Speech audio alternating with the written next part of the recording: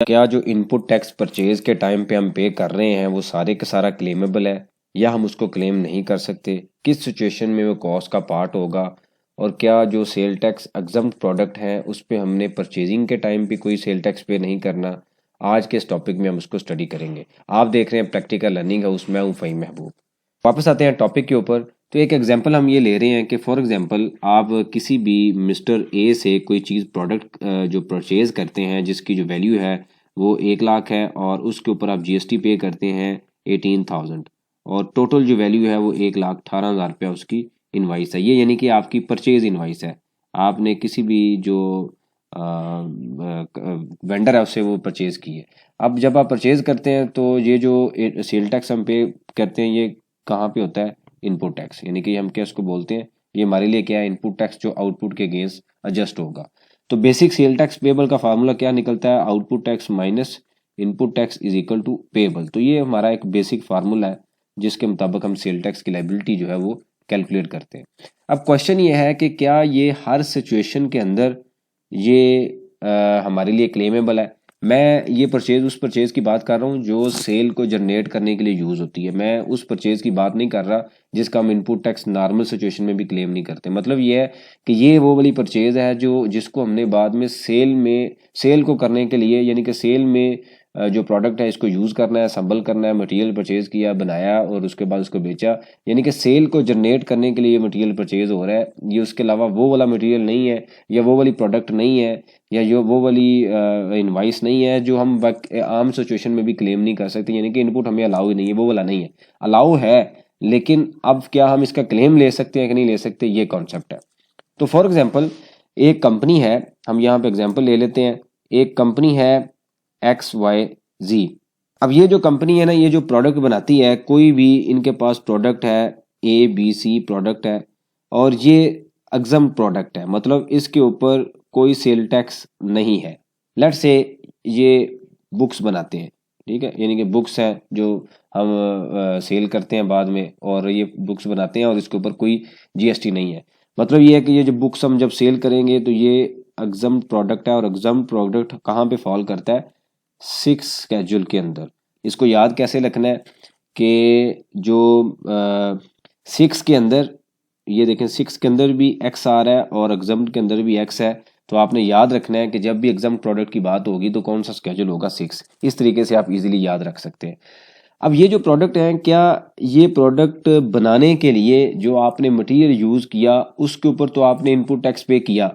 For example ये books को बनाने के लिए आपने पेपर परचेज किया, उसके बाद जनाब आप कोई इंक है वो भी परचेज कर रहे हैं, उसके बाद कोई यूटिलिटीज़ है वो भी आप पे कर रहे हैं। तो जब आपने पेपर परचेज किया तो आप उनको ये कह रहे हैं कि भाई मैं तो बाद में पेपर बनाऊंगा और मेरा जो पेपर है वो 6 स्केड्यूल के अंदर फॉल कर रहा है और उसके ऊपर कोई टैक्स नहीं है, तो लिहाजा इसके ऊपर मुझे जीएसटी 18% आप चार्ज ना करें। वो एग्री नहीं करेगा क्योंकि उसके लिए तो सेल है, उसको उसने कहना है मैं आपको पेपर दे रहा हूँ, मेरी तरफ से आप इसको फाड़ दें, आग लगा दें, बना लें, मैंने तो आपको इनवाइस चार्ज करनी है, एज पर लॉ 18% मैं चार्ज करूंगा। तो इसका मतलब ये हुआ कि हमने जब ये इवन जो बुक्स हैं बनानी है तो उसके लिए जो मटेरियल है उसके ऊपर जीएसटी पे कर रहे हैं, इंक है उसके ऊपर भी हम जीएसटी पे कर रहे होंगे, इसी तरीके से यूटिलिटी है उसके ऊपर भी हम जीएसटी पे कर रहे हैं। तो क्या ये सारे का सारा जीएसटी मेरे लिए इनपुट टैक्स है? तो ऐसा नहीं है। अब यहाँ पे आप देखिएगा कि ये अगर नॉर्मल सिचुएशन हो तो फिर तो ये क्लेमेबल है। मतलब ये है कि इस इनपुट और आउटपुट का फार्मूला हम यूज़ करेंगे और टैक्स पेबल निकलाएगा। लेकिन मेरे लिए तो मेरी आउटपुट टैक्स क्या है? एग्जम्प्ट प्रोडक्ट है, मैं तो इसको क्लेम ही नहीं कर सकता, मेरे लिए तो ये कॉस्ट है। अब किस तरीके से इसको हमने लेके चलना है ये भी हम डिस्कस भी कर लेते हैं। तो फॉर एग्जांपल आपने कोई एक इनवाइस परचेज की जिससे हमने यहाँ पे अभी बात की है, तो ये टोटल इनवाइस बनती है। अगर नॉर्मल सिचुएशन में आप देखें तो ये जो टोटल इनवाइस ऊपर हमने डिस्कस की है जिसकी वैल्यू थी 1 लाख रुपया, 18% जीएसटी था और टोटल वैल्यू बनती थी 1,18,000 रुपया। अगर तो नॉर्मल सिचुएशन हो तो हमारी एंट्री क्या होगी?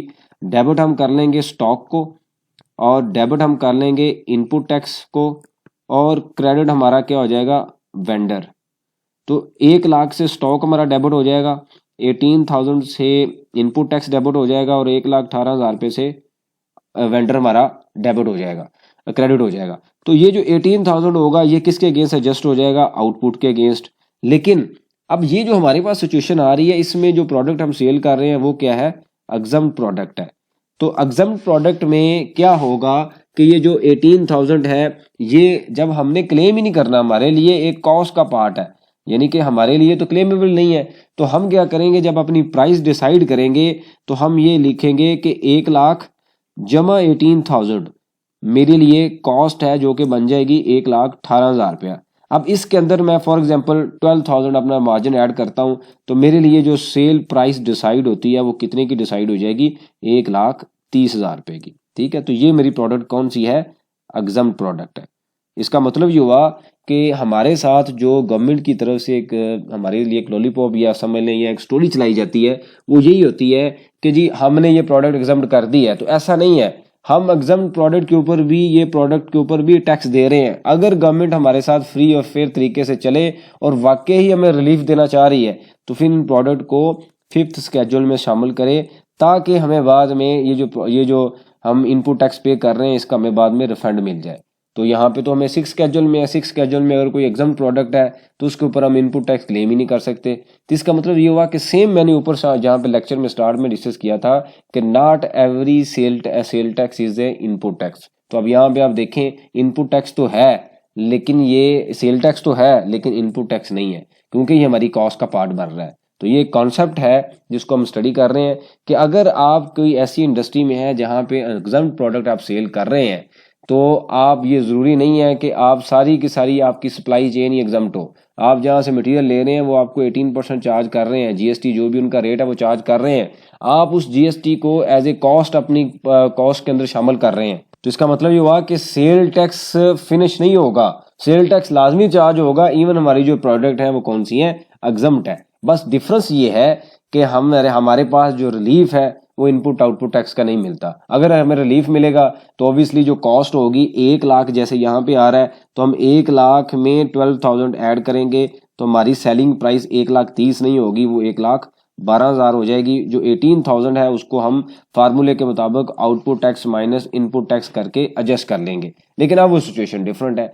तो इसके कंक्लूजन ये निकली कि अगर आप किसी ऐसी इंडस्ट्री में है जहां पे आपकी जो सेल है वो एग्जम्प्ट है, तो आप याद रखें ये जीएसटी को आपने सही तरीके से एब्जॉर्व करना। ऑब्वियसली आपको पहले भी पता होगा, हम काफी इसके ऊपर लेक्चर देख चुके हैं, लेकिन इसको आपने प्रॉपर रिकंसाइल रखना है, क्योंकि आपको रिफंड तो मिलने वाला नहीं है। अगर आप इसको कॉस्ट में ऐड नहीं करेंगे तो आपकी सेलिंग प्राइस ठीक नहीं है। अगर आप गलती से ये एंट्री कर रहे हैं और आपकी सब्सिक्वेंट प्रोडक्ट एग्जम्प्ट है, तो फिर याद रखें आपकी जो सेलिंग प्राइस है वो 1,12,000 नहीं है, 1,30,000 होनी चाहिए, क्योंकि इसका आपको किसी भी स्टेज पर फंड नहीं मिलना। तो ये कॉन्सेप्ट आपको क्लियर होना चाहिए कि सेलिंग प्राइस डिसाइड करते हुए मैंने इनपुट टैक्स को क्लेम करना है या नहीं करना। अगर एग्जम्प्ट प्रोडक्ट है तो क्लेम नहीं करूंगा, वो कॉस्ट का पार्ट होगा।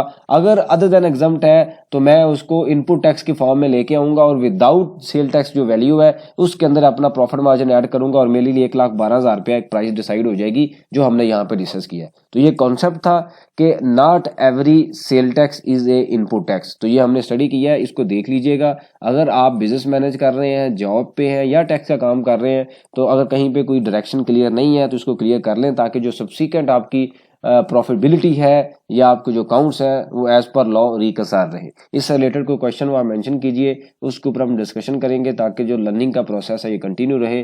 थैंक यू वेरी मच, जज़ाकल्लाह।